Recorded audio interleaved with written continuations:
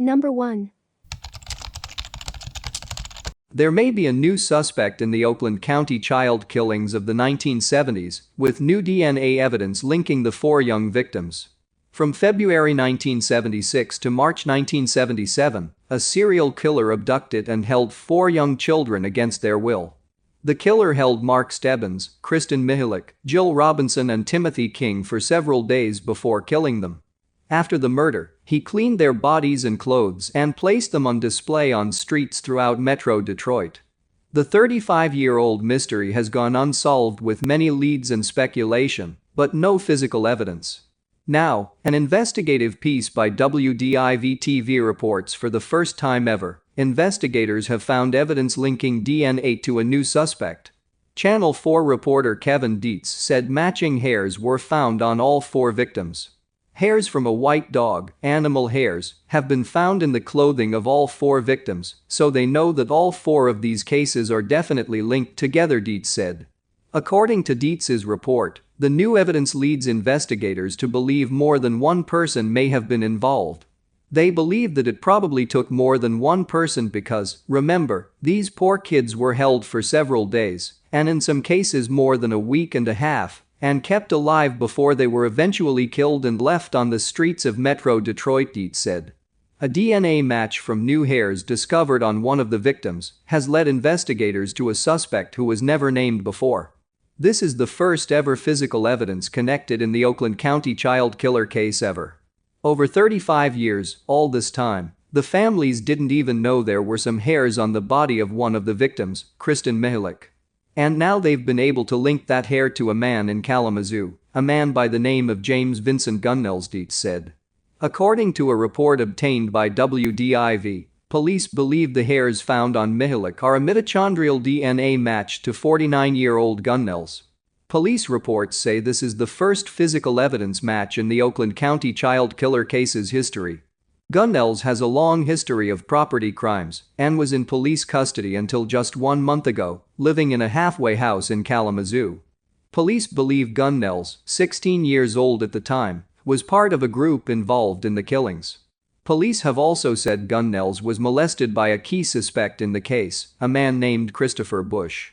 Police have been questioning him, and he says he doesn't know how his hair got on her body and that he doesn't know her. But he does say that he was an associate of one of the main suspects in the Oakland County child killing case, a man named Chris Bush, a man who committed suicide many years ago, Dietz said. Although they do not believe Gunnels was the Oakland County child killer, police say Gunnels may have worked with the killer. Police are considering that James Vincent Gunnels may have been a lure to lure these children to the car, closer to the killers, Dietz said. Although they have a DNA match, police still are not able to arrest Gunnels. Police, even with the hair that they have, do not have enough evidence to hold James Gunnels in custody. So, they had to let him go from prison to the halfway house and now out into the public, living in the Kalamazoo area, Dietz said. Investigators also found another piece of evidence while searching Bush's home. When police showed up at his house, they found evidence that was very scary. They found a sketch that looked a lot like another victim, Mark Stebbins. And the families are just finding out about all of this right now, Dietz said. Apparently, at the time of Bush's suicide, when police found this evidence, they did not tell the victims' families. What's concerning is that when this person, Christopher Bush, was found dead, the families were never told about this drawing that was found in his bedroom. They were never told about bloody ropes at his house. And the families want to know why, Dietz said. Because, when you look at that drawing, and it's hard to look at, you think of Mark Stebbins, and it looks just like his missing poster. That's what his brother said, that it looks just like him. And at the time, when police walked into that house, that Bush house, the first thing they did was call the Oakland County Child Killer Task Force because of that drawing and because of these ropes, Dietz continued. The bloody ropes have since disappeared. Despite learning of the evidence now, families of the victims find it hard to believe everything is on the surface. Some of the families believe that there was a cover-up. In fact, I would say most of the families believe there was a cover-up. Possibly because of who this person Bush was, Dietz said. Christopher Bush was from a wealthy family, His father was a GM executive. It makes people wonder. Investigators said they may take their new findings to a grand jury. Wayne County has jurisdiction because Timmy King, the last victim, his body was found in Livonia. So, Wayne County has the authority to investigate this case, and obviously Oakland County has that authority as well, Dietz said. Speaking live on WWJ News Radio 950, Timothy King's father, Barry King, said a conviction would not bring him closure. "Closure doesn't mean anything to me. I'd just like to know who killed my son," Barry King said. Number 2. It's been more than 48 years since a young Minneapolis woman was found stabbed to death in a ditch in Dunn County, Wisconsin. Mary Schlais left her Kenwood apartment to hitchhike to an art show in Chicago. 3 hours later, a witness called 911 to report seeing a man throw her body out of a car and take off. An autopsy showed Schlais had more than a dozen stab wounds and defensive cuts to hands, indicating she had put up a big struggle with her killer. Key evidence was missing, including her coat and a purse. For the past 10 years, Dunn County Detective Craig Koser has been working on the cold case. He keeps a photo of Schlais on his desk as a reminder to keep digging to find answers to who brutally murdered the University of Minnesota honors graduate. She hoped to be a professional artist. One of the biggest mysteries is an unidentified photo of a man found in Schlais's apartment. The photo was possibly taken near the band shell at Lake Harriet, according to her family. The man in the photo looks a lot like a police sketch of the suspect, provided by the eyewitness who saw Mary's body being dumped in the snow several miles off Interstate 94. "A lot of similarities in the features," observed Koser. Schlais's brother, Don, thinks the man may have just been someone who agreed to pose for Mary as subject for an art project. "Could be a clue, or it could be a dead end. I have no idea," said Don Schlais. "That person has never been identified. We have always wanted to talk to him," said Detective Koser. Koser isn't sure if the photo is a key clue or just a coincidence. Whether it would help us resolve the case or not, don't know. But it would just be one of those loose ends it would be nice to tie up, and who knows, it might lead us somewhere, said Koser. Koser took WCCO-TV reporter Carolyn Lowe to the isolated area where Schlais's body was found. It happened the day after Valentine's Day 1974. Possible clues at the scene included a blue and orange stocking cap. Koser said the witness believes the killer drove a compact car, possibly a Vega, that was gold or orange colored. He's not sure if the cap belonged to Mary's attacker or it was just left by someone else in the area. Koser suspects the killer was not a stranger. "You think there is a pretty good chance she knew her killer?" asked Lowe. "That's my hunch, yay. And what happened to cause that amount of violence I do not know. But I think she probably had some idea who this person was," said Koser. Koser keeps in touch with Schlais's brother. "I really miss her a lot," said Don Schlais. Don Schlais is grateful the veteran detective hasn't forgotten his sister's case, even if it has long faded from the headlines. "I guess I would like to face the person who did this to my sister," said Don Schlais. Koser hopes someone will come forward with information so he can finally provide answers and justice. "To think that somebody is still out there doing this and without being held accountable for what they've done, that is something that doesn't set well with me," he said. Koser's number at the Dunn County Sheriff's Department is 715-231-2911. Number 3. An unsolved murder mystery that continues to haunt investigators and family alike is the Flynt Lee case. In 2009, the Simpson County resident suddenly disappeared. Who killed Flynt Lee? The widow of Flynt Lee broke down when we presented photos of her late husband. Gail Lee Mullins said it was a life wasted. "It was a life wasted because Flynt never hurt anybody," said Mullins. In August of 2009, on a hot summer evening, Flynt Lee, a firefighter, husband, and father, suddenly disappeared. Investigator Brian Buckley took us back to the scene of the crime in rural Simpson County. "Everything looks like this was where he was killed," said Buckley. Late the next day, a 911 call said Lee's truck was found at a second location, just down the highway, set on fire and pushed down a ravine not far away from his farm. The driver's side door was riddled with gunshots. Was it a shotgun? Buckley's replied. No. Do you know what kind of gun it was? We know what caliber it was. Are you going to let us know? Not at this time. One day later, investigators tracked a trail of blood. Blood was on the guardrail at a third location on Everett Church Road.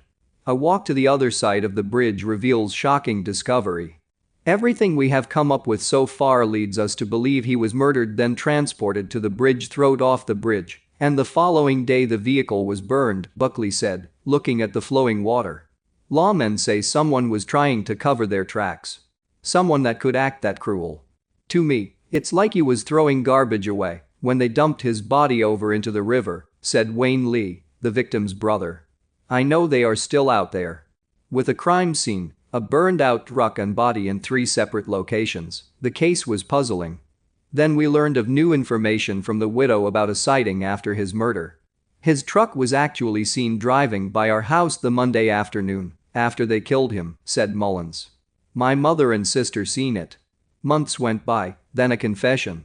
3 people were taken into custody and charged with capital murder. 1 suspect lived near the victim. He didn't bother nobody, his late mother told us when they were arrested. He didn't even know these boys. But the case fell apart when 1 suspect recanted, and evidence was weak. Gail Lee Mullins, with tears rolling down her face, said a killer or killers are out there. I believe there is people that know who killed my husband, said Mullins. The book's never close on a cold case murder. 5 years after the violent crime, Simpson County investigators are dusting off this case, intent of bringing justice for the family of Flynt Lee. Call Crime Stoppers or the Simpson County Sheriff's Department if you have any information. 601-847-2921 or 601-355 tips. There is a reward. Number 4. On February 2, 2009, a woman walking her dog stumbled across a human bone, the first of many in what would become one of the largest crime scenes in American history. At first, the pace was frantic. There were human remains to identify and a serial killer to catch. It took investigators a year to identify all 11 women they had unearthed. They built detailed timelines of the women's last known whereabouts, interviewed 200 women who were working the streets the same years that the victims were, and compiled suspect timelines. They executed a slew of search warrants within the investigation's first year and focused on a few possible suspects. But none of them have ever been officially accused of the crime. Police say they continue to follow up on leads to this day. But 7 years in, the case seems to have slowed. It remains unsolved. In mid-2005, Albuquerque Police Detective Ida Lopez noticed that women with ties to drugs and prostitution had been vanishing from Albuquerque. She started a list. 10 of the missing women, Monica Candelaria, Cinnamon Elks, Veronica Romero, Victoria Chavez, Michelle Valdez, Virginia Cloven, Julie Nieto, Evelyn Salazar, Jamie Barella and Doreen Marquez, were found buried on the Mesa in 2009, along with Solania Edwards, who hadn't been reported missing in Albuquerque. It would take police nearly a year to identify all the remains. As they did so, they dug into the victims' pasts in the hopes they could find the killer. Families of the missing women in Albuquerque seemed to already know their daughters, mothers, sisters were buried and began leaving memorials before all the women were even identified. Their families remember the happier sides of them. Many knew each other, had big personalities, and were loving mothers. And while many of them struggled with drugs, their family members never imagined they would turn up dead. When human remains were first discovered in an empty dirt lot in February 2009, police faced an enormous task. They had to unearth skeleton after skeleton from a mass burial site in a 100-acre barren patch of desert on Albuquerque's far southwest Mesa. And they had to do so with the utmost care. Any piece of evidence uncovered with the bones could lead them to the killer. The crime scene, which police called one of the largest in American history, required teams of investigators working around the clock to coordinate the dig. They used heavy equipment to move massive piles of dirt and hand-sifted certain areas in search of evidence. They worked at the site for at least 2.5 months. After the dig was over, the city and KB Home, the developer that owns the plot of land where the victims were found, said they would build a commemorative park for the victims. That still hasn't happened 7 years later. Both a city spokeswoman and a KB Home representative say they are still negotiating with each other about the specifics. In the early days of the investigation, police threw out a number of suggestions for possible suspects in the West Mesa serial murder case. Investigators wouldn't give any names, only vague descriptions: someone in prison, a military man, a pimp. In July 2009, 5 months after the first bones were found, then Police Chief Ray Schultz announced that police had narrowed the suspect pool to 5 people. Months later, he said only a handful of suspects remained. But whoever those suspects were, police apparently could never gather enough evidence to charge any of them. In 2014, KRQE-13 named Joseph Blee and Lorenzo Montoya as 2 men who haven't been ruled out. Police confirmed that a year later. Both men were suspects very early in the investigation, Montoya before any bones were even found. It remains unclear who other suspects may be. And it's possible the suspect list may have grown. In 2015, police spokesman Tanner Tixier said the list was as big as 20. Number 5. In 1989, sheriff's deputies in Moore County discovered a crime scene that haunts memories after nearly 3 decades. The body of 72-year-old Evelyn Williams, face down in a utility room off her garage, her throat cut. Within hours, investigators described the murder as a real whodunit, offering no clues. A recent widow, Williams led an active life near Pinehurst Course No. 6, golfing with friends, playing regular sets of tennis, making Christmas cards for her grandchildren. Her body was fully clothed. Her pocketbook was missing from the house, the only residence on Butte Circle at the time, but deputies could not pin down robbery as a motive. They searched in vain for footprints in the woods. They dragged a nearby lake, acting on a misguided tip. They offered a reward that quickly rose from $5,000 to $11,000. But the case offered no solid leads. Williams' name disappeared from headlines and her family settled into 30 years of grief and mystery. The first 3 or 4 years following this, it was probably a daily discussion, said her daughter Susan Burgett in upstate New York. It was non-stop. I think it's been so long that you come to accept it. I'm nearly my mother's age now. It makes you reflect. Now the puzzle of the popular retiree's murder will get fresh eyes. Sheriff Neil Godfrey has appointed a former deputy and special forces officer to re-examine the 1989 murder, which is very nearly Moore County's last cold case. Called out of retirement, Jerry Lynn Cooper will contend with fading recollections and witnesses who have long since died.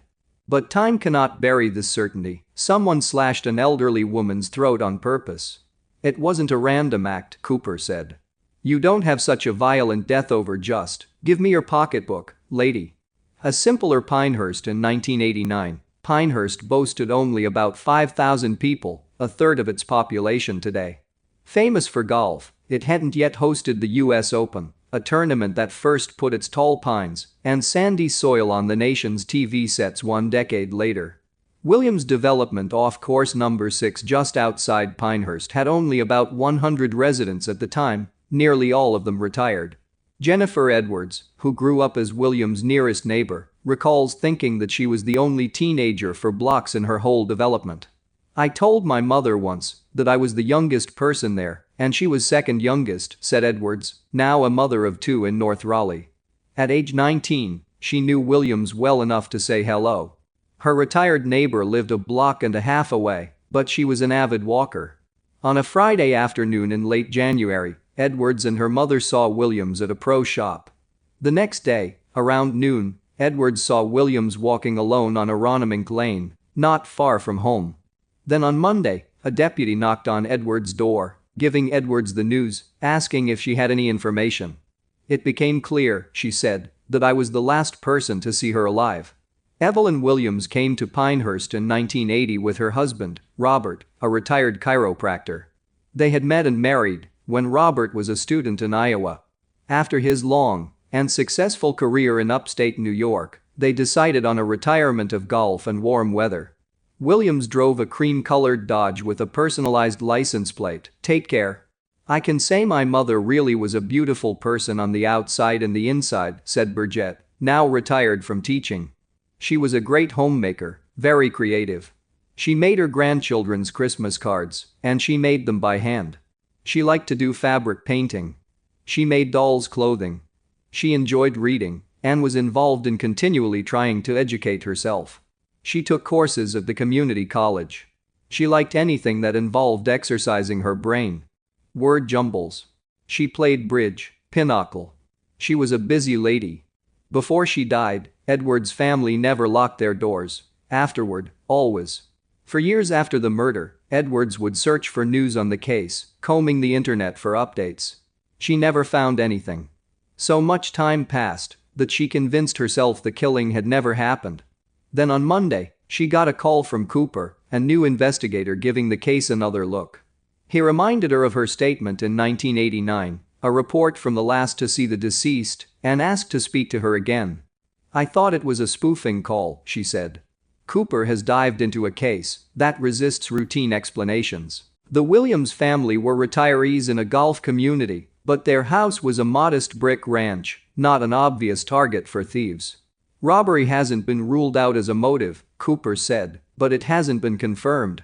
Then there is the will. Robert Williams died of cancer in 1988, and he left everything to his wife.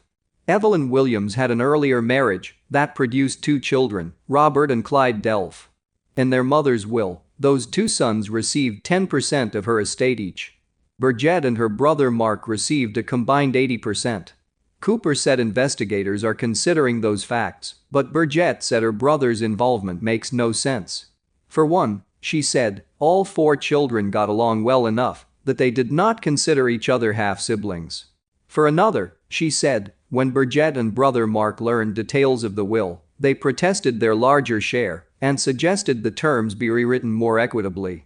But the Delph brothers, older, successful businessmen who are now deceased, insisted that their younger siblings needed the money more. "My parents, I believe, felt that my 2 older brothers had made their way in the world," Bridget said. Cooper said Edward's statement remains important because it helps establish a time of death. Williams had her hair done on the Friday evening before she was discovered, and a friend saw her at Harris Teeter at around 7 p.m. that night.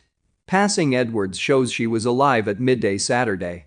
"We're not focusing in on any particular person or thing," Cooper said. "Due to the way that Mrs. Williams was found, it leads us in several different directions. Sheriff Neil Godfrey wants to be sure these cases are brought to closure for these families. It's just one of his high priorities. The hope from all directions is that this new attention shakes loose information from someone who has long kept quiet, nagged by conscience, bothered by the memory of a kind grandmother."